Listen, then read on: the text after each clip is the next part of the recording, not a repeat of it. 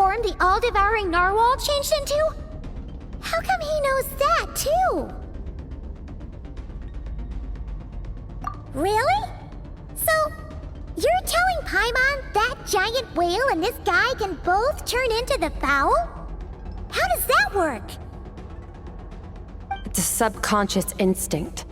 Any intelligent being who longs for his level of strength is bound to mimic his appearance. It's a natural response after encountering someone as powerful as Master. To them, he represents ultimate power. We know the person before us has encountered Master, and we know he stole a portion of my power. So it's not surprising that he would assume this form. Okay. Oh, the closer Paimon looks, the more intimidating it gets. Nervalette isn't here this time, so it's up to us. He won't have the nerve to steal again after we're done with him. Let's teach this guy a lesson.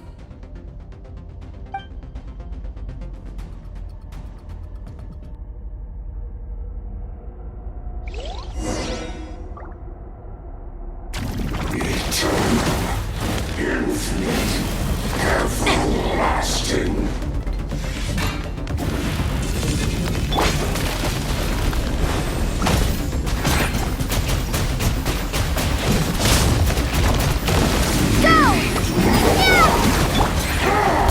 Into the void!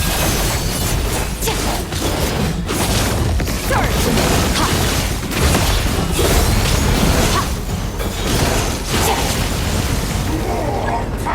Haven't forgotten your training, I hope.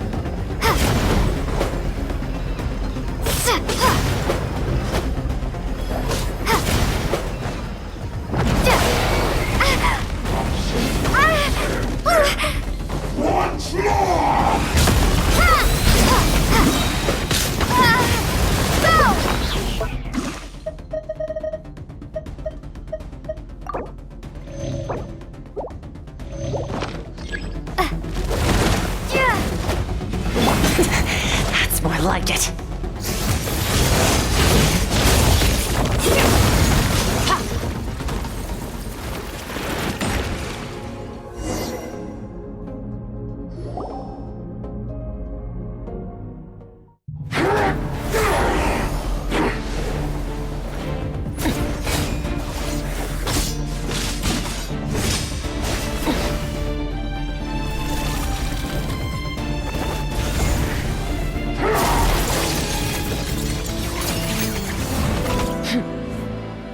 Haven't had enough of my power.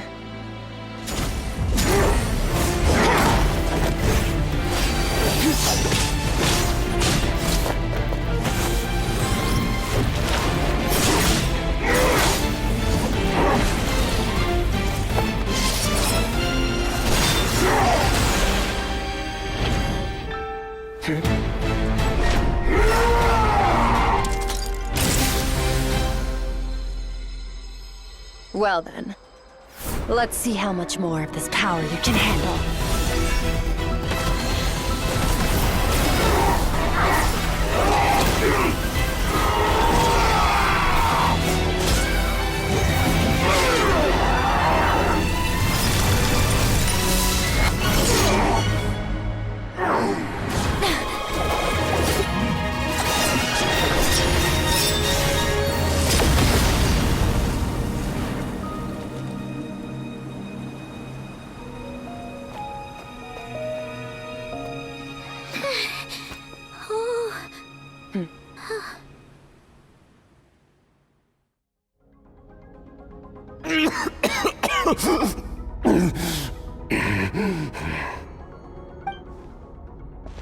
Well, have you come to your senses?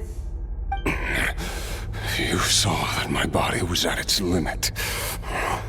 So, you deliberately channeled your power into me, knowing that it would destroy my shell from within. Such power, such keen battle instincts. So you must be... Skirk, Sertologi's disciple.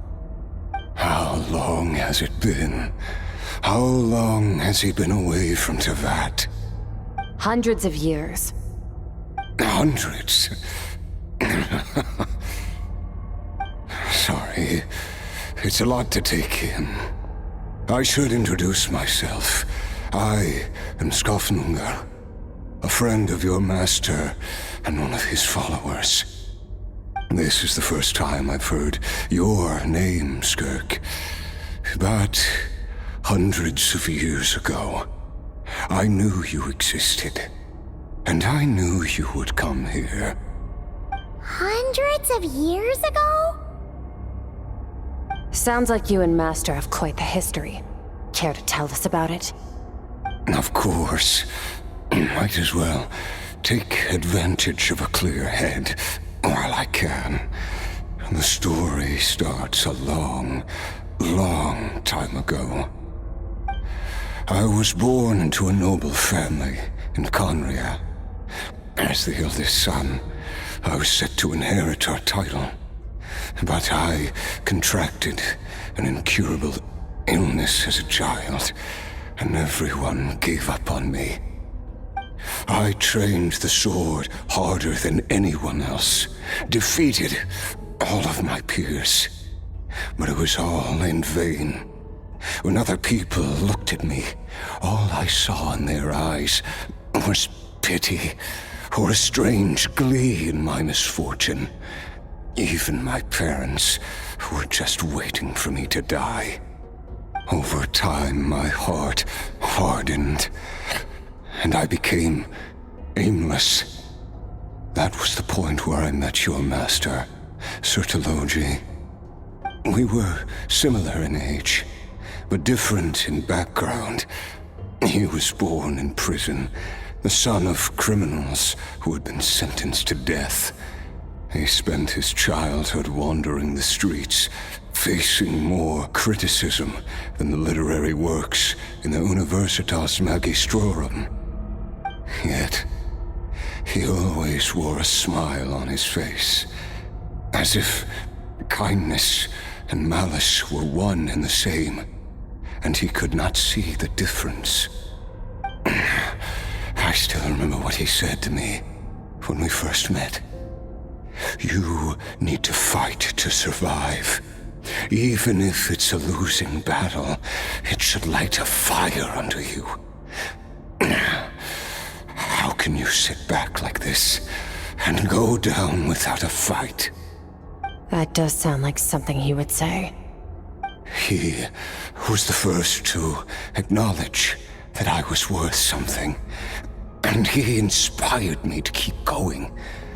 When we sparred together, it was the first time I'd actually felt the thrill of combat.